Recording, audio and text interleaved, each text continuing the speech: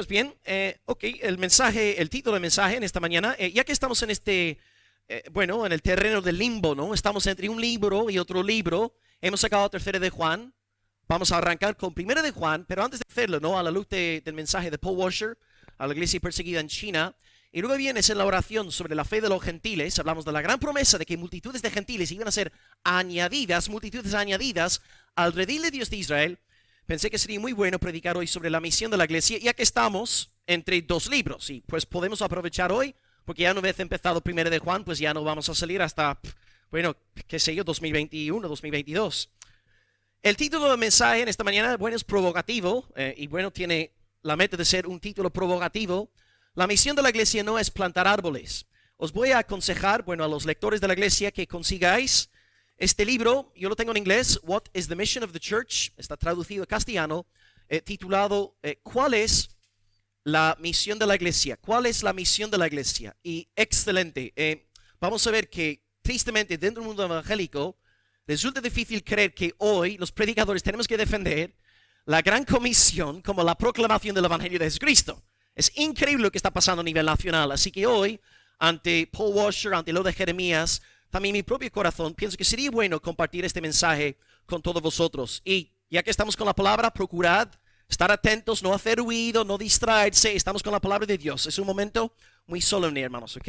Sin distracciones. Mateo 28, y vamos a leer del 18 al 20. Mateo 28, del 18 al 20. La misión de la iglesia no es plantar árboles. Dice la palabra del Señor en Mateo 28, versículo 18. Jesús se acercó y les habló diciendo: Toda potestad me es dada en el cielo y la tierra. Por tanto, id y haced discípulos a todas las naciones, bautizándolos en el nombre del Padre y del Hijo y del Espíritu Santo, enseñándoles que guarden todas las cosas que os he mandado. Y aquí está la palabra de exhortación del hermano Paul Washer, del vídeo que compartió en carne el otro día. He aquí yo estoy con vosotros todos los días hasta el fin del mundo. He aquí yo estoy con vosotros todos los días hasta el fin del mundo. Ok, hermanos. La cuestión de la misión de la iglesia se ha convertido en un asunto polémico en nuestros días. Existe mucha confusión al respecto en nuestra generación. El ala progresista del mundo evangélico quiere dar a entender que la misión de la iglesia trata de establecer el reino de Dios en la tierra por medio de obra social, luchas sociopolíticas por gobiernos más democráticos y justos, nuevas plantaciones de árboles, la eliminación de la pobreza mundial y otros intereses de esta índole. En una palabra, ellos creen que la misión de la iglesia es hacer que este mundo sea un lugar mejor, un mejor lugar. La Biblia no está en contra de tales buenas obras, pero como evangélicos, nosotros estamos convencidos de que la misión de la iglesia se encuentra en la gran comisión dada por el Salvador Jesucristo. Si tú y yo nos tenemos que preguntar en esta mañana, ¿cuál es la misión de la iglesia? No tenemos por qué consultar al pastor, porque él no es la autoridad. No tenemos por qué consultar un movimiento evangélico, porque aquel movimiento tampoco es la autoridad. Si queremos saber cuál es la misión de la iglesia, nuestra única autoridad es el Salvador Jesucristo, porque la iglesia le pertenece a él. Así que en medio de la confusión que hay a nivel nacional, vamos a volver a leer la gran comisión para aprender en cuanto a la misión de la iglesia. Tengo 3 puntos en esta mañana, 3 P's, y son: 1, potestad; 2, por tanto; y número 3, por siempre. Potestad, por tanto y por siempre. Y empezaremos pues con el primer punto, potestad, y leeré ahora del versículo 16 al 18. ¿Ok? Primer punto, 16 al 18. Dice el texto: los 11 discípulos se fueron a Galilea, al monte donde Jesús les había ordenado. Y cuando le vieron, le adoraron, pero algunos dudaban. Y Jesús se acercó y les habló diciendo: Toda potestad me es dada en el cielo y en la tierra. Ok, un poco de contexto. Todos sabemos que Cristo fue brutalmente crucificado en Mateo capítulo 27. Pero gracias a Dios fue resucitado. Y a principios de capítulo 28, las 2 Marías van a buscar a Jesús, pero un ángel les informa de que Cristo no está aquí, pues ha resucitado. Y Jesús dice a las mujeres: id, dad las buenas nuevas a mis hermanos, que vayan a Galilea y luego ahí me verán. Evidentemente, en esta charla con las mujeres, Cristo tendría que haber nombrado el monte concreto a donde tenían que acudir, porque claro, Galilea es una zona muy grande, pero el nombre del monte no sale nombrado en la Biblia. Entonces, Cristo aparece en el monte en Galilea, ya en el norte de Israel, y los discípulos le adoran. Y Cristo, en vez de reprender a los discípulos por adorarle, Él acepta su adoración. Aquí tenemos, hermanos, ya para empezar en esta mañana, una defensa de la deidad del Señor Jesucristo. Pensad también en Juan 9:38, Jesús sana a un hombre ciego, y el ciego dice, yo creo, Señor, y le adoró. Y Jesús aceptó la adoración de aquel hombre ciego. Ahora bien, contrastad esto, hermanos, con Pedro en la casa de Cornelio. Pedro va a predicar el evangelio, son gentiles, va a anunciar la palabra de Dios, y Cornelio se pone a adorar a Pedro. Pero cuando Pedro ve que Cornelio le está adorando, ¿qué le dice? Levántate, hombre, no me alabes a mí, no me adores a mí, yo soy un hombre como tú. Pedro no acepta la adoración porque Pedro es un ser humano, no es Dios. Otro ejemplo, Apocalipsis capítulo 22, el último capítulo de la Biblia, el apóstol Juan se puso a los pies de un ángel y le adoró. Y el ángel, al ver que Juan le estaba adorando, ¿qué hace? Lo mismo que Pedro, no lo hagas. Yo soy un siervo de Dios como tú, levántate, adora solamente a Dios. Hermanos, Pedro no acepta adoración. Hermano, los ángeles tampoco aceptan adoración, pero Jesucristo sí acepta adoración. ¿Por qué? Porque Él es mayor que los apóstoles.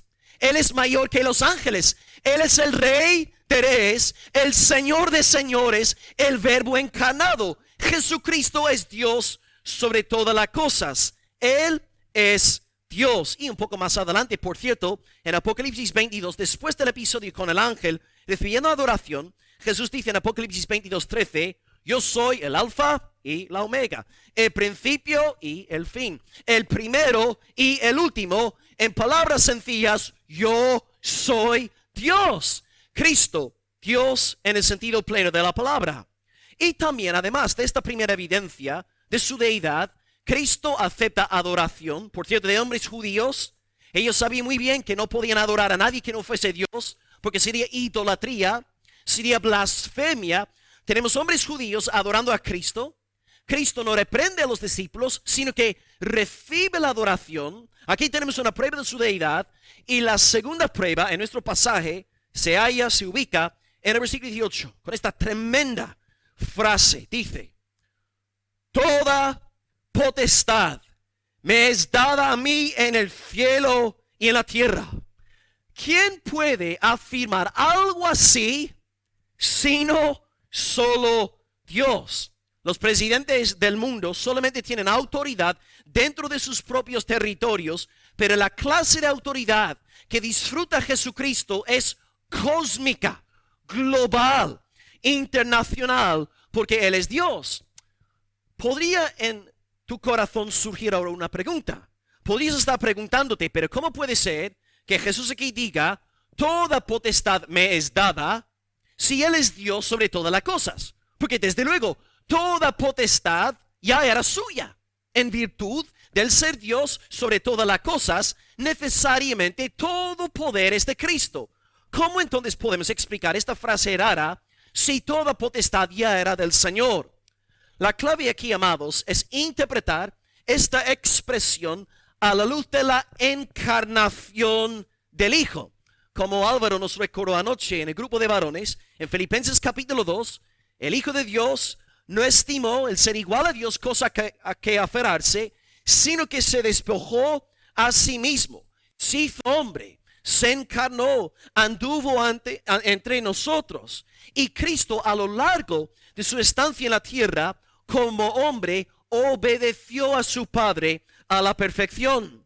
Y Cristo, pues, al ser tan fiel, fue exaltado, puesto en alto. Dios le ha dado un nombre sobre todo nombre, nombrado en los cielos, en la tierra y por debajo de la tierra. Jesús entonces ahora, como el Dios hombre, disfruta de toda potestad. La respuesta entonces a esta pregunta enigmática reside en la encarnación. Cristo ahora como Dios hombre ahora tiene toda potestad y en su nombre hay salvación de los pecados. Por ejemplo, Abraham, es cierto, en el Antiguo Testamento, él creía en el Mesías. No obstante, no conocía el nombre del Mesías. Todos los santos del Antiguo Pacto esperaban la manifestación del Mesías, pero no conocían su nombre. Pero luego dice Pedro en el día de Pentecostés, en Hechos 2, versículo 36, sepa pues ciertísimamente, casa de Israel, a este Jesús a quien vosotros crucificasteis, Dios le ha hecho Señor y Cristo. ¿Cómo puedes tú ahora ser salvado? Solamente por medio del nombre de Jesucristo, ya que es el Dios hombre, 100% Dios, 100% hombre, exaltado sobre todo. En él hay toda potestad, en él hay poder para ser libre de los pecados. Cristo, el Dios hombre, es Señor sobre todo. Así que ya que es así, ya que él es 100% Dios, a mí no me toca a mí como pastor atreverme a deciros a vosotros mi opinión personal en cuanto a la misión de la iglesia. Mi tarea como pastor es someterme obedientemente al Dios hombre Jesucristo. Yo no subo al púlpito hoy para daros mi perspectiva. ¿Qué creo yo tocante a la misión de la iglesia? Ni en 1000 años. Porque si yo hiciera esto, yo tendría muchos problemas en el día de juicio con mi Señor y Salvador. Cristo es Dios hombre. Y ahora entramos en el segundo punto, la palabra por tanto. 4 verbos ahora vamos a ver que constituyen el meollo, la médula de la gran comisión. Ahora estamos leyendo versículos 19 al 20. Dicen, ya que soy el Dios hombre, ya que toda potestad me ha sido dada, id, haced discípulos a todas las naciones, bautizándolos en el nombre del Padre y del Hijo y del Espíritu Santo. Ahí tenemos la doctrina de la Trinidad, enseñándoles que guarden todas las cosas que os he mandado. Así que en el primer punto hemos visto que Cristo es hombre, pero también es Dios. 2 evidencias de su deidad. La adoración es aceptada por él. Y número 2, toda potestad le ha sido dada. Él es Dios. Ahora nos define expresamente la gran comisión o la misión de la iglesia del Señor. Y aquí tenemos 4 verbos que vamos ahora a trabajar. Verbo 1, ir. Verbo 2, hacer discípulos. Verbo 3, bautizar. Y verbo 4, enseñar. Repito, verbo 1, ir. 2, hacer discípulos. 3, bautizar. Y número 4, enseñar. Bien, empezamos con el verbo ir. Versículo 19, id. Bien, según nuestros amigos lingüistas, el verbo ir aquí no está en la voz imperativa. No es un mandato. La mejor traducción sería habiendo ido. Es decir, Jesús da por sentado que sus discípulos van a marcharse. Porque claro, ¿dónde están cuando Jesús está hablándoles? ¿Dónde? En un monte. Claro, tú no puedes estar ahí 3 años en un monte. Tarde o temprano van a tener que alejarse del monte y volver a la vida común y corriente. Jesús entonces presupone que sus discípulos van a marcharse, van a volver a casa, van a irse. Ahora algo extraño sucede. Él quiere que sus discípulos vayan y ahora a todas las naciones. Este dato es muy curioso porque si leemos antes en el Evangelio de Mateo, un evangelio escrito por un judío para el pueblo judío, vamos a encontrar 2 frases que a primera vista contradicen lo que estamos leyendo aquí. Primer texto, Mateo 15, 24. Jesús dice, yo no soy enviado sino a las ovejas perdidas de la casa de Israel. Texto número 2. Mateo 10, 5 al 6. Jesús envió a los 12, dando instrucciones diciendo, por camino de gentiles no vayáis a los españoles, no vayáis a los irlandeses, en ciudades samaritanos no entréis, sino id antes a las ovejas perdidas de la casa de... Pero ahora en el capítulo 28, cambia de chip y dice, id a las naciones. ¿Por qué? ¿Cómo es que Jesús de repente empieza a interesarse por los gentiles? Pues Cristo vino a la tierra para cumplir con el gran pacto de la redención. Y él sabía desde antes de la fundación del mundo, si él cumpliese perfectamente con todo lo que el Padre le había ordenado, él iba a dar como herencia las naciones. Jesús conocía toda la tradición del Antiguo Testamento que hablaba sobre la exaltación del Hijo de Dios si Él hubiese andado en obediencia al Padre. Aquí tenéis 4 textos sacados del Antiguo Testamento que nos hablan sobre cómo Dios iba a exaltar el nombre de su amado Hijo. Génesis 22:18, en tu simiente serán benditas todas las naciones de la tierra. El viernes en la oración definimos quién es la simiente de Abraham. ¿Quién es? Jesucristo. Cristo sabe, si yo soy fiel, si yo cumplo con el pacto de la redención, en mí serán benditas todas las naciones. Ya dio su vida en la cruz, ya fue resucitado y ahora Él sabe que Dios le va a conceder multitudes de gentiles para la gloria de su nombre. Ahí volvemos a la profecía de Jeremías que compartimos el viernes. Texto número 2, mi favorito. El Padre hablando al Hijo dice, pídeme y yo te daré por herencia las naciones. Esta frase no se aplica a ti, como muchos pastores hoy día quisieran dar a entender. Esta frase es cristológica. Pídeme a mí y yo te daré por herencia las naciones y como posesión tuya los confines de la tierra. Texto número 3, Isaías 42:1. He aquí mi siervo, yo le sostendré, mi escogido en que mi alma tiene contentamiento. He puesto sobre él mi espíritu y él traerá justicia a las naciones. Ahí entramos nosotros, los gentiles. Cristo tenía una meta que desempeñar entre el pueblo gentil. Y el cuarto texto, hay muchísimos más, pero he escogido 4. Isaías 49, versículo 6. El Padre una vez más hablando al Hijo. Poco es para mí que tú seas mi siervo, para levantar las tribus de Jacob y para que restaures el remanente de Israel. Yo también te di por luz de las naciones. No solamente eres el Salvador de Israel, eres el Salvador de los gentiles, para que seas mi salvación hasta lo postrero de la tierra, hasta España, hasta Almería. Porque hay cristianos hoy día en España, porque el Padre ha cumplido la promesa que dio su Hijo miles de años antes de él encarnarse. Nosotros entonces, amados, en esta mañana formamos parte de este gran plan del Padre en exaltar el nombre de su Hijo por doquier. Y lo que tenemos que hacer entonces es dar a conocer el nombre de Cristo entre los gentiles para que muchos sean añadidos al redil del Señor.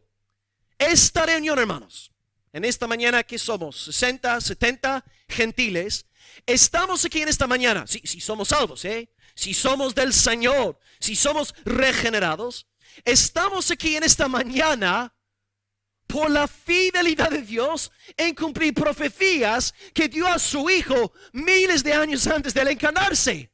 Hermano, esta reunión en General Luque, en Almería, una ciudad gentil, esta reunión es un milagro. Es una proeza del Señor Dios Todopoderoso. No tendríamos que estar aquí en esta mañana. Tendríamos que estar perdidos en nuestros pecados, haciendo lo mismo que los demás gentiles, fornicando, robando, odiando, maldiciendo el nombre de Dios. Pero he aquí, hermanos, estamos adorando el nombre del Mesías judío. ¿Cómo es esto posible? Porque Dios cumple sus promesas. Dios es fiel y cuando Dios le dice al Hijo, si tú me eres fiel, yo te voy a dar las naciones como herencia. Dios cumple con su palabra. Si la persona que está a tu lado es salvo y esta persona es un gentil, es una señal del poder de Dios, esta reunión es un milagro. Es la obra del Espíritu Santo de Dios. ¿Y sabéis qué, hermanos? Hay cristianos en Corea del Norte. Hay cristianos en Afganistán. Hay creyentes en Irán. ¿Cómo es esto posible? Con gobiernos tiránicos, tan despóticos, porque Dios es más poderoso que los tiranos de sobre la faz de la tierra. Dios siempre cumple su palabra. Número 2, hacer discípulos y por las naciones. Ahora, haciendo discípulos. El segundo verbo, hacer discípulos. Sí, Dios quiere moverse entre los judíos. Hasta el día de hoy hay 180,000 creyentes en Cristo en Israel. Dios está obrando entre los israelitas hasta el día de hoy. Pero también tiene un gran propósito para con nosotros.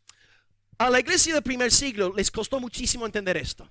Porque cuando Dios antes aludía a Pedro en la casa de Cornelio, Dios le tuvo que convencer a Pedro de que fuese a la casa de Cornelio. Porque claro, Cornelio es un gentil. Y un hombre judío no puede ensuciarse. No puede entrar en la casa de un gentil. Incluso cuando entra en la casa de Cornelio, en Hechos 10:28 dice: vosotros sabéis cuán abominable es para un judío juntarse a un extranjero. Y luego Pedro seguía peleando con este nacionalismo judío, porque unos años más tarde Pablo le tuvo que reprender cara a cara. Porque Pedro poco a poco iba apartándose de los cristianos gentiles, juntándose únicamente con el grupo de judíos. Y Pablo tuvo que reprender a Pedro duramente por su hipocresía en no ser fiel al anuncio del evangelio, que es: Cristo perdona también a los gentiles. Todos somos uno. No somos más santos por tener la barba larga. No somos más santos por no comer marisco. No somos más santos por celebrar el día de descanso el sábado y no el domingo. No, hermanos. Todos somos uno en Cristo. Los judíos no son más que los gentiles. Y como os dije el viernes, el verdadero judío, ¿quién es según el Nuevo Testamento? El que tiene corazón circuncidado. Y para tener el corazón circuncidado, ¿en qué tenemos que creer? Cristo Jesús. O sea, ya no hay dos categorías, hermanos. Los judíos que creen en Cristo, los gentiles que creemos en Cristo, somos uno delante del Señor. Bien, Cristo entonces quiere que hagamos discípulos entre las naciones.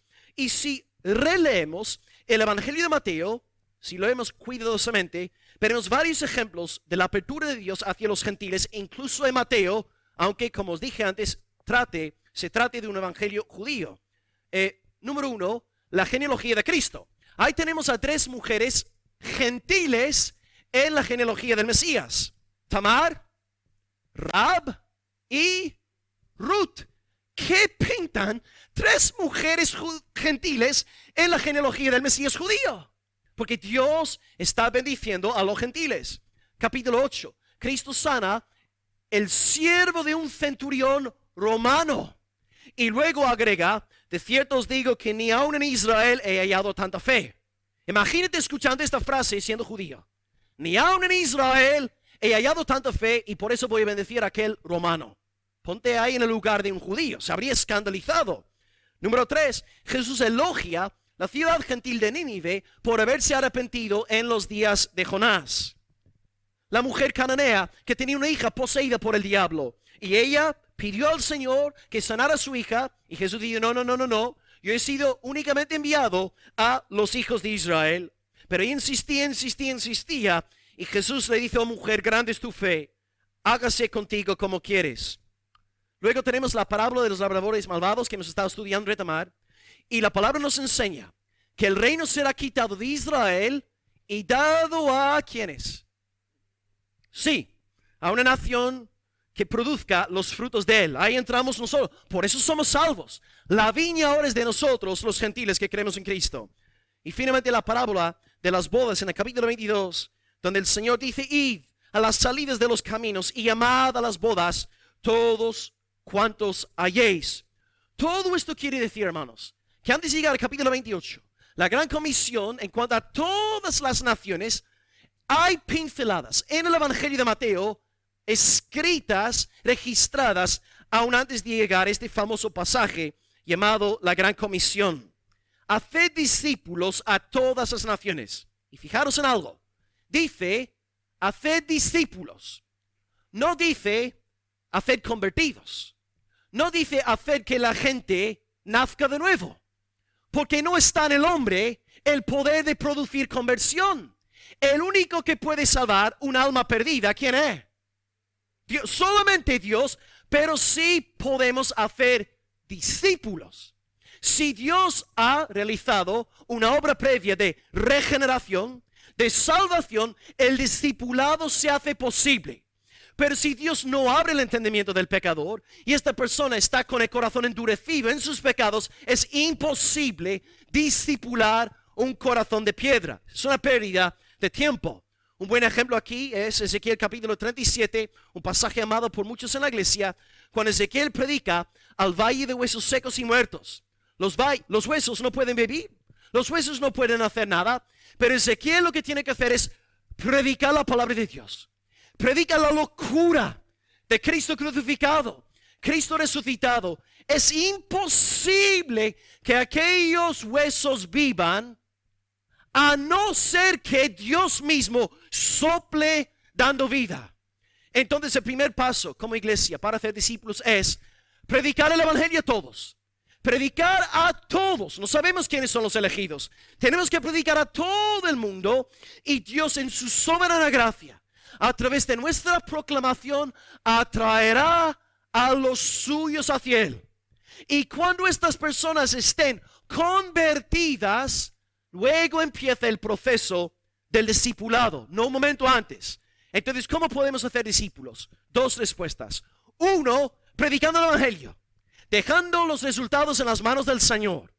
Y si predicamos el evangelio, por la gracia de Dios, algunos se van a convertir, y con estas personas convertidas, luego discipulamos. Uno, predicar el evangelio. Dos, discipular a los que ya son creyentes.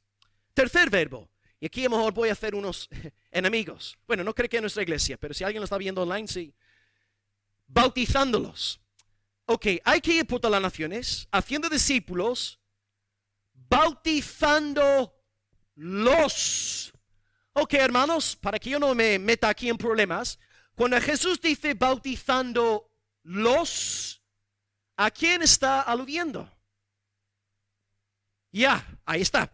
Y por todas las naciones, haciendo discípulos, bautizándolos. Es decir, bautizamos a los discípulos.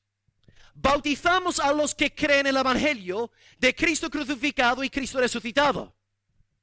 No bautizamos a los niños. No bautizamos a los infantes, porque los niños no son capaces de entender el evangelio de Cristo crucificado y Cristo resucitado. Un niño menor de edad que no es capaz de entender estas cosas no puede ser bautizado, porque no puede ser un discípulo. Hay que bautizar a aquellos que creen el anuncio apostólico del evangelio. ¿Por qué digo esto? Porque dentro del movimiento evangélico hay un gran sector que se llama el sector paido bautista. Ellos están convencidos de que los cristianos tienen que bautizar a sus niños. Pero un niño no puede ser un discípulo. Un niño no entiende el evangelio del Señor Jesucristo. Y también, en segundo lugar, está la simbología. La simbología del bautismo se refiere a la muerte de Cristo, la sepultura de Cristo y la resurrección de Cristo. ¿Cómo puede un niño entender este simbolismo? Entonces, evidentemente, el bautismo es para los que entienden el evangelio, para los que creen en el evangelio. Algunos dicen, no, pero pastor, usted no entiende que en el Antiguo Testamento todos los niños de los judíos fueron circuncidados. Sí, pero las niñas no fueron circuncidadas. Entonces, ¿por qué vais a bautizar a niñas? De nuevo, no queremos pelear al respecto ni perder amigos, pero entendemos a raíz de la gran comisión que el bautismo es para aquellos que entienden racionalmente el anuncio del evangelio. Entienden de qué se trata su muerte, su sepultura y su resurrección al tercer día. Por eso aquí en nuestra iglesia no bautizamos a infantes. Bautizamos a gente ya mayor de edad que sabe lo que está haciendo. Y observad también otra cosa muy bonita en esta mañana. A nivel teológico, tenemos aquí una defensa de la doctrina de la Trinidad. Tenemos que bautizar en el nombre del Padre y del Hijo y del Espíritu Santo. No dice, y bautizándolos en el nombre del Padre y del Hijo y de Paco Gaitán. ¿Por qué no? Ya, ¿quién es Paco? Yo amo a Paco, y Paco yo sé que no lo va a tomar a mal, pero Paco no es quien para estar colocado en la misma categoría que Dios el Padre y Dios el Hijo. Hay una diferencia abismal entre el Creador y sus criaturas. No dice, y bautizándolos en el nombre del Padre, del Hijo y de Juan Bautista. El Padre, el Hijo y el Espíritu Santo. Porque son Dios, tres personas, y vemos esto reflejado en el bautismo de Cristo. Tenemos Dios el Hijo siendo bautizado, la voz del cielo, este es mi Hijo amado, en quien tengo complacencia, y luego el Espíritu Santo descendiendo en forma de paloma. Dios es triuno.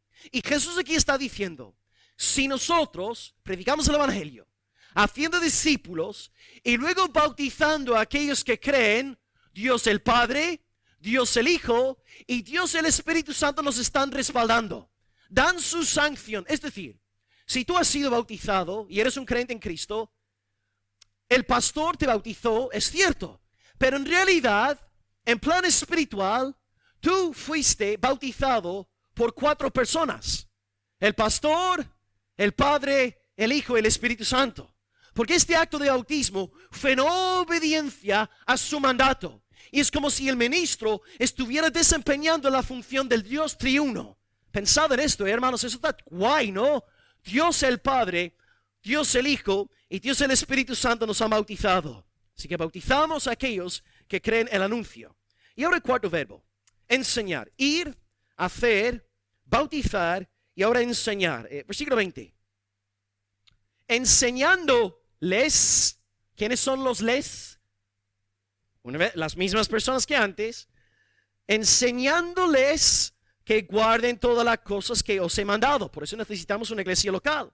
Así que el cristianismo conlleva algo más que simplemente creer el evangelio. Sí, todos entramos en el reino de Dios por medio de la fe en el evangelio. Pero después de creer el anuncio del evangelio, empieza el proceso de discipulado.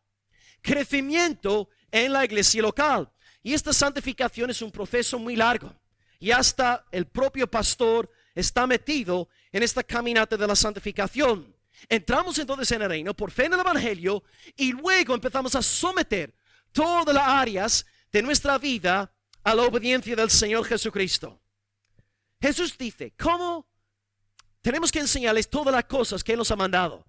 ¿Dónde puedo yo, hermanos, encontrar todas las cosas que Cristo nos ha mandado? ¿Dónde se encuentran? Ya, la palabra, por eso predicamos domingo tras domingo, viernes tras viernes. La palabra de Dios es la palabra la que tiene que enseñarnos. Bien, Jesús enseña muchísimas cosas, pero podríamos a nivel ético resumir todo en 2 grandes mandamientos. Amarás al Señor tu Dios de todo tu corazón, toda tu mente, todas tus fuerzas, y también amarás a tu prójimo como a ti mismo. Jesús aquí resume el decálogo en 2 frases, porque claro, el decálogo se divide en 2 bloques. Bloque 1, mandamientos 1 al 4, tiene que ver con Dios, y bloque 2, mandamientos 5 al 10, tienen que ver con el hombre. En primer lugar, para con Dios, no tendrás dioses ajenos, no te harás imagen, no tomarás el nombre del Señor tu Dios en vano, descansarás en el día de reposo. Esto tiene que ver con amar a Dios. El que ama a Dios obedece la primera tabla de la ley. Y luego la segunda tabla de la ley, honrarás a tu padre y a tu madre. No matarás, no cometerás adulterio, no robarás, no darás falso testimonio y no codiciarás. Esto tiene que ver con tu amor para con tu prójimo. Él entonces que de verdad ha nacido de nuevo y que ama al Señor anda en obediencia a las 2 tablas de la ley. Es una manifestación de amor hacia Dios y hacia el ser humano. Y todos los mandamientos de Cristo entran dentro de estas 2 tablas. Por ejemplo, aquí hoy estamos estudiando el tema de la gran comisión. ¿Por qué predico yo el evangelio? Porque amo a Dios. Lo más valioso que Dios tiene se llama Jesucristo. Dios quiere que el nombre de su Hijo sea famoso y dado a conocer en todas las naciones. Y si yo amo a Dios, mis deseos se convierten en los deseos de Dios. Y ya que sé que Dios lo que más anhela en este mundo no es mi prosperidad, no es mi salud, es la gloria de su Hijo Jesucristo, me veo obligado a predicar el evangelio. Por eso me encanta aquí, domingo tras domingo, no hay domingo, no, que nos anuncie el evangelio, porque esto da felicidad y gozo y alegría a Dios el Padre. Pero también, amados, la gran comisión es un acto de amor hacia el prójimo, porque tu prójimo, si no está en Cristo, ¿qué va a pasar con él? Al infierno. Yo sé que hay muchos progresistas que ya no creen en el infierno, ¿no? Porque son más inteligentes que Dios, pero los prójimos nuestros van en rumbo a la perdición eterna. Y es un acto de amor hacia el prójimo predicar el evangelio con el fin de ser salvado eternamente. Y también no solamente el prójimo inconverso, el prójimo creyente. Ahí está Encarna. Si Encarna es una mujer nacida de nuevo, es una mujer santificada que está andando en el temor de Dios, para que yo le dé gozo al corazón de Encarna, lo que tengo que hacer es predicar el evangelio. Ella no necesita que le diga que es una máquina, que tiene unos dones impresionantes, que es todo lo que podríamos decir a nivel humanista. Yo le predico en carne el evangelio, cuando está en casa el viernes con las mujeres, y en carne empiezo a bailar, empiezo a cantar. Me acuerdo de Paul Washer, y lo dije a los pastores la semana pasada. Él llegó a Argentina a predicar a una iglesia, predicó una noche y iba a predicar al día siguiente. Y una hermana, una dama de la iglesia, se acercó a Paul Washer y le pregunta, pastor, ¿de qué va a predicar usted mañana? Y él le contestó a la mujer diciendo, voy a predicaros el evangelio. Y él dice, ay pastor, nosotros ya conocemos el evangelio, nosotros quisiéramos algo más profundo. Y Paul Washer respondió a la mujer diciendo, no hay nada más profundo que el evangelio. Nada. Hermano, aunque tú lleves 20 años en la fe, estas canciones esta mañana, las oraciones en cuanto a la sangre de Cristo, te entra un gozo en el alma. ¿Es así? ¿O es así? No. Nos acordamos del evangelio, el beso de Dios, y nos gloriamos en la bondad de nuestro Señor. La proclamación del evangelio es un acto de amor hacia Dios, porque lo más precioso que Dios tiene es su Hijo, y es un acto de amor hacia el prójimo inconverso, porque por medio de la proclamación del evangelio estamos procurando salvarle el alma, y es un acto de amor hacia el creyente, porque el creyente santificado necesita escuchar el evangelio, y también el creyente apagado necesita recibirlo. Bien, amados, conclusión de esta segunda parte. Hemos visto 4 verbos esenciales en cuanto a la misión de la iglesia: ir, hacer discípulos, bautizar y enseñar. La iglesia tiene que hacer exactamente lo mismo. Pero antes de acabar este segundo punto, fijaros aquí que los 4 verbos dependen de 2 palabras muy chiquititas a principios del versículo 19. Toda potestad, versículo 18, toda potestad me es dada en el cielo y en la tierra, por tanto, ya que toda potestad es mía, ya que soy Señor sobre todas las cosas, soy alfa, omega, principio y fin, ya que es así, por tanto, cumplid con los 4 mandatos que acabo de daros. La gran comisión entonces nace de una visión de la majestad del Señor Jesucristo. La gran comisión nace en un contexto de adoración al Mesías judío. Y ahora el Cristo exaltado, ya que es tan grande y sublime e incomparable, nos manda a ir haciendo discípulos, bautizando y enseñando para su gloria. Permitidme pues acabar el segundo punto con algunas preguntas de reflexión. ¿De verdad has comprendido la excelencia y la soberanía del Señor Jesucristo? ¿Te has dado cuenta, hermano, de lo sublime, de lo magnífico, de lo incomparable que es? Reconoce que Él es el omnipotente Rey de Gloria y que nada puede frustrar sus santos propósitos. Tienes una visión bíblica del todopoderoso Cristo, o un Cristo que dé más lástima que ganas de adoración. Si tu respuesta de esta mañana es que sí, he visto la gloria de Dios, yo veo a Cristo alto y exaltado, ¿estás pues a nivel práctico ayudando a tu iglesia local a cumplir con la gran comisión? ¿Estás siendo obediente a los mandamientos del que es tu Señor según tu propia confesión? ¿Estás cumpliendo con estos 4 verbos, siendo de bendición para la extensión del reino a través de la iglesia? ¿O estás estorbando la obra de la iglesia con críticas y calumnias y quejas y murmuración? Estás dando testimonio de Cristo por doquier. Estás andando con el pueblo del Señor. Estás orando para que el evangelio triunfe entre los gentiles. No podemos, hermanos, divorciar la visión de la soberanía de Cristo de una vida de obediencia a Jesucristo. Cuidado. Podemos caer en el error de ser unos teólogos profesionales. Si tú de verdad crees en la exaltación de Cristo y has saboreado su gloria, no podrás sino obedecer lo que Él te ha mandado aquí en esta mañana. Cumple con la gran comisión. Pastor, pero yo no sirvo para ponerme detrás del púlpito. Yo no te estoy hablando de ponerte detrás de un púlpito. Todos aquí en esta mañana, 3 padres perdidos, hijos perdidos, hermanas perdidos, y vosotros en vuestros hogares tenéis una voz, una influencia que yo no tengo ahí. Y Dios te ha dado esta autoridad en tu hogar, en tu lugar de trabajo, para que des testimonio de la gloria del Señor Jesucristo. No confundamos, hermanos, gran comisión con púlpito. La gran comisión es para toda la iglesia, entre toda la semana, evangelizando a los que están alrededor de nosotros. Así que, querido hermano, en esta mañana, sé fiel a lo que Cristo te ha dicho. Predica el evangelio. No se trata entonces la gran comisión de eliminar la pobreza mundial ni de plantar árboles. Se trata de proclamar la gloria del Salvador Jesucristo. Hermanos de General Luque, id, haced discípulos, bautizad y enseñad. Y acabamos pues con algo hermoso. La última cláusula del versículo 20. Y aquí es la palabra de ánimo de Paul Washer para la iglesia perseguida en la China. Mateo 28, versículo 20, tercera P del mensaje por siempre. He aquí, yo estoy con vosotros todos los días, hasta el fin del mundo. Amén. Ok, estás en Galilea. Cristo acaba de darte la gran comisión. No tiene que ver con plantar árboles, tiene que ver con predicar el evangelio. Ahora Cristo se va a ir. Y dice la palabra de Dios que subió al cielo, y luego los ángeles preguntaron a los discípulos, ¿qué hacéis mirando al cielo? Este mismo Jesús que ha sido tomado de vosotros al cielo, así vendrá como le habéis visto ir al cielo. Hechos 1, versículo 11. Ok.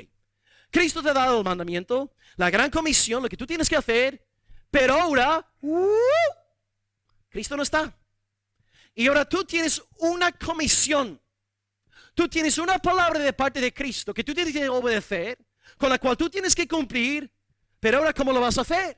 Y seguramente en aquel momento te entraría un miedo paralizante por todo el cuerpo.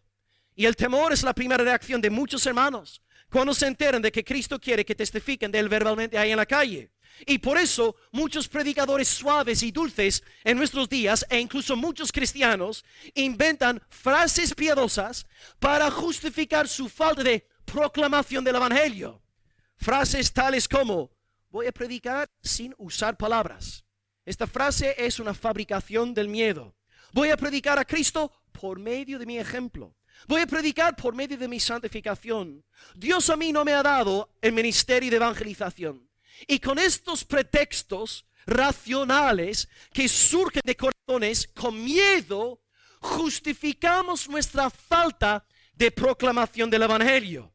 Ahora bien, hermanos, yo no niego que tengamos que vivir en luz delante de los incrédulos. Tenemos que ser sal, tenemos que ser luz, tenemos que brillar para la gloria de Dios. Pero ser santificado no es predicar el evangelio. El evangelio no es santificación. El evangelio es el anuncio de que Cristo ha muerto y resucitado por amor a los pecadores. Una cosa no quita la otra. No caigamos en esta trampa satánica de miedo. Nosotros no podemos, hermanos, moldear a Jesús conforme a nuestros deseos personales. Si Él te dice, predica el evangelio, predica el evangelio. No inventes excusas. No fabriques pretextos para no hacerlo. Él pone las normas. Él da las reglas del juego, no nosotros. Y si optamos por anular el mandamiento de Cristo por miedo, estamos andando en desobediencia. Pondré un ejemplo actual. Hoy día hay predicadores en la iglesia que no quieren decir nada en contra de la ideología de género. ¿Por qué no? Pues se esconde detrás de pretextos piadosos que habré escuchado 100,000 veces. No, es que yo no quisiera ofender a nadie de la comunidad LGTBIQ. Dios a mí no me ha llamado a juzgar, sino a amar. La Biblia no habla sobre la ideología de género, etc. ¿Y qué pasa? Como los pastores tenemos miedo y no queremos decir nada y no hemos vencido al mundo, tenemos más miedo al mundo que temor de Dios, luego en los bancos hay miedo. Y los propios hermanos ya tienen miedo porque sus propios pastores y predicadores no quieren decir nada. Ahora bien, hay que reconocer que es muy fácil criticar a los pastores, pero también entre los bancos hay muchos que hacen exactamente lo mismo en esos días. Cristo nos dice, predica la palabra de Dios, y como tenemos miedo, no voy a vivir la vida cristiana sin decir una palabra a nadie. No, hermanos, no nos confundamos, seamos obedientes, no fabriquemos hojas de higuera para justificar nuestra desobediencia al Señor. Jesús entonces sabía que sus discípulos iban a tener miedo. Claro, son judíos. Tienen que ir ahora a las naciones paganas, que no tenían costumbres judías y ahora tienen que hacer discípulos, enseñando y bautizando. Con razón tenía miedo. Pero un ejemplo. Digamos que digo a Rob, por favor, apaga las luces. Vamos a dejar la predicación aquí. Acabamos la predicación y todos vamos a salir ahora mismo a evangelizar. Ok, este grupo vais a ir por el parque. Este grupo aquí, vais a estar por aquí, General Luque. Y este grupo, bueno, sois 3. Bueno, vosotros, no sé, un sitio muy pequeño, ¿no? Y todos ahora mismo, el culto se acaba, vamos a salir a evangelizar. Yo creo que unos cuantos hermanos estarían con miedo, ¿verdad? ¿Por qué? Porque nos conocemos. Porque nos da miedo. No queremos ofender a nadie. Pero hermanos, fijaros, 11 judíos que ahora tienen que ir a las naciones predicando de un Mesías judío que fue crucificado y luego milagrosamente resucitó al tercer día. ¿Quién va a creer esto? Los discípulos tenían miedo. Pero ahora, fijaos en lo que hace Jesús como buen pastor. Jesús no razona pensando, ay, pobrecitos, ya que mis ovejitas tienen miedo y están temblando, no voy a decirles que hagan absolutamente nada. Voy a decirles que les voy a guardar en perfecta paz y heredarán el reino de los cielos y estarán conmigo por los siglos de los siglos. Amén. Jesús no dice esto. Jesús sabe que tienen miedo. Jesús sabe que están ahora con ganas de ir al váter. Pero Jesús agrega algo. Y Jesús dice, chicos, podéis iros en paz porque yo estaré con vosotros todos los días hasta el fin del mundo. Ok, eso es un poco extraño. Porque Jesús, hermanos, es un ser humano también 100% hombre. Sabemos que fue exaltado a la diestra del Padre. Jesús está actualmente a la diestra del Padre. Pero aquí dice, yo estaré con vosotros todos los días. ¿Cómo puede Jesús entonces estar con nosotros todos los días si está actualmente a la diestra del Padre? Exactamente. Ahí entra el día de Pentecostés. No vayáis sin primeramente haber esperado en Jerusalén. Y vendrá sobre vosotros el Espíritu Santo. Y luego me seréis testigos. Entonces interpretamos esta expresión extraña contra el telón de fondo de Pentecostés. El Espíritu vino sobre los discípulos y a partir de aquel momento podían cumplir con la gran comisión del Señor. Jesús entonces promete estar con nosotros hasta el fin. El fin es su segunda venida. Esto quiere decir que esta promesa de Cristo se aplica a la iglesia de General Luque en el siglo XXI. Amados, Jesús os dice, predicad mi evangelio, porque yo estaré con vosotros hasta el fin. Se aplica esta promesa también a ti. Y si nosotros seguimos aquí en este mundo, hermanos, es porque Dios tiene más almas por salvar. Pensad en Hechos 18:10, cuando Dios le dice a Pablo, yo tengo mucho pueblo en esta ciudad. Hay gente en Almería, hay gente en Andalucía que todavía tiene que convertirse. Y ya que oveja número 100 no ha entrado todavía en el arca de la salvación, por eso seguimos aquí. Y en cuanto la última oveja entre, ya vendrá el Señor por segunda vez. Así que, queridos, si Cristo solamente hubiese querido que su iglesia mejorara el estado de los asuntos sociales, eliminar el coronavirus, mejorar el estado medioambiental, económico, laboral de España, no habría tenido que dar la promesa de su Espíritu. ¿Por qué no? Porque si la misión de tu iglesia es plantar árboles y reciclar y no ofender a nadie, tú no necesitas la promesa de Cristo. Tú no vas a tener miedo. La promesa de Cristo presupone miedo. Porque Cristo tiene que decirles, aquí estoy con vosotros todos los días hasta el fin. Porque están con miedo, están temblando. Un ejemplo de mi propia vida. Yo estuve varios años dando de comer a los pobres los martes por la noche y los jueves, los martes por la noche y los jueves por la noche. Muchas veces volviendo a casa a las 2, a las 3 de la madrugada. Una pregunta para la iglesia.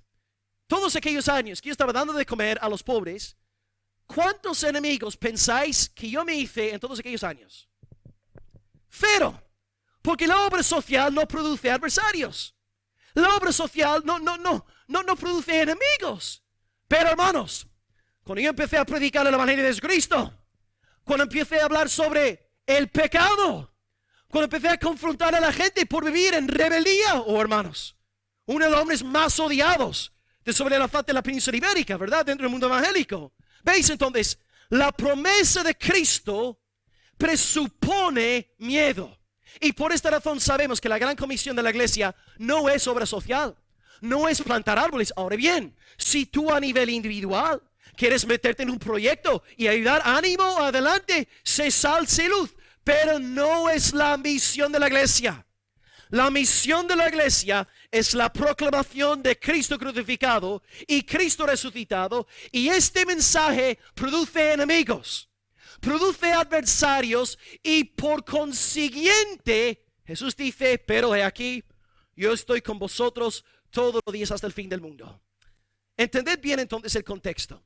Jesús entonces no aquí está diciendo a alguien que, perdonadme si aquí ofendo a alguien, no, una persona que acaba de perder a su gatito y el gato se ha muerto hoy y está tan triste y deprimido, pero luego viene Cristo diciendo: he aquí, yo estoy con vosotros todos los días hasta el fin del mundo, hoy qué consuelo. Hermanos, este no es el contexto.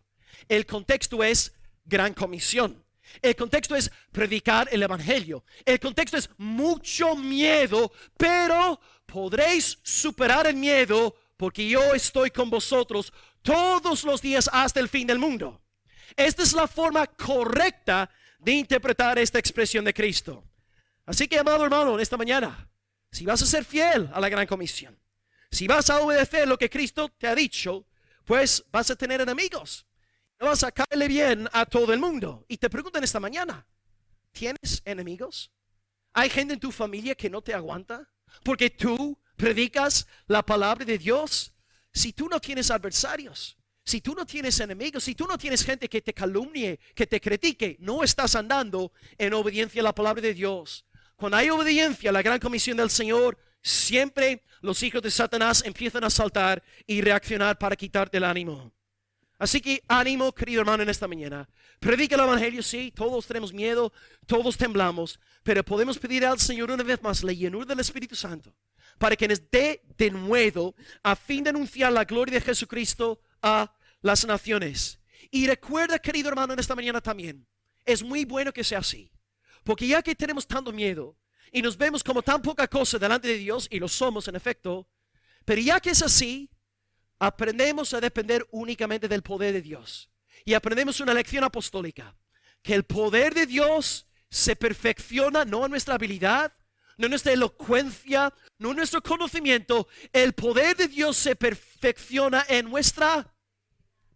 Es bueno que seamos débiles, porque esta debilidad nos lleva a buscar la presencia de Cristo, la llenura del Espíritu Santo, y luego podemos salir predicando para la gloria de Dios, y Él recibe toda la gloria, porque es Él en nosotros, la esperanza de gloria, Cristo el tesoro, usándonos a nosotros vasos de barro. Hermanos, predicad. Sí, pastor, yo tengo mucho miedo. Sí, tienes miedo, pero tienes una promesa que es mucho mayor que tu miedo: la presencia del omnipotente Jesucristo. A Él tiene toda potestad, Él tiene todo poder, y ningún enemigo podrá sacar un cabello de tu cabeza sin el permiso de tu soberano. Descansa, confía en el Señor, sé fiel a la gran comisión en medio del miedo, y aprende a descansar del poder, en el poder de tu amado y grandioso Salvador Jesucristo. Acabamos leyendo el pasaje por última vez y luego salimos a evangelizar antes de comer. Versículos 18 a 20. Y Jesús se acercó y les habló a los 11 diciendo: toda potestad me es dada en el cielo y en la tierra. Por tanto, id y haced discípulos a todas las naciones, bautizando los creyentes en el nombre del Padre, del Hijo y del Espíritu Santo, enseñándoles, los discípulos, que guarden todas las cosas que os he mandado. Y yo sé que tenéis mucho miedo, pero yo estoy con vosotros todos los días hasta el fin del mundo. Hemos visto tres cosas en esta mañana: potestad, por tanto y por siempre. Potestad. Arranqué defendiendo la doctrina de la deidad del Salvador Jesucristo. Usé dos argumentos. Argumento uno: Él recibe adoración y no reprende a los discípulos por adorarlo. Argumento número dos: toda potestad es suya. Y explicamos esta frase, la interpretamos a la luz de la encarnación. Ahora, en el nombre de Jesucristo hay perdón de los pecados. Número dos, por tanto, examinamos 4 verbos que constituyen la verdadera misión de la iglesia: ir, hacer discípulos, bautizar y enseñar. Si alguien en la iglesia nos predica de otra gran comisión que no conlleve estos 4 verbos, no está siendo fiel a su Señor Jesucristo. Tengamos cuidado ante estas olas raras progresistas que se están dando en este país hoy. Y finalmente, 3 por siempre. Puesto que nuestro Salvador nos otorga la tarea de anunciar un mensaje ofensivo, puesto que Él sabe que vamos a caerle mal a la gente, nos da la dulce promesa de su presencia para consolar y fortalecernos. Hermanos de General Luque, en esta mañana, Dios está con nosotros y está con nosotros para que seamos fieles a la gran comisión. Entendamos pues en esta mañana que Dios quiere fortalecernos para que podamos vencer al miedo, no tener miedo al mundo. Que Dios pues nos fortalezca y que seamos una iglesia evangelizadora, una iglesia predicadora, una iglesia débil, sí, pero una iglesia débil que sepa confiar en el poder de Dios por medio del Espíritu Santo. Que Dios haga que esto sea una realidad en nuestras vidas y en nuestra iglesia. Vamos a orar al Señor y con nuestros miedos pedirle que nos dé de nuevo para predicar este evangelio esta nueva semana para su gloria. Oremos al Señor, hermanos. Gloria a Dios.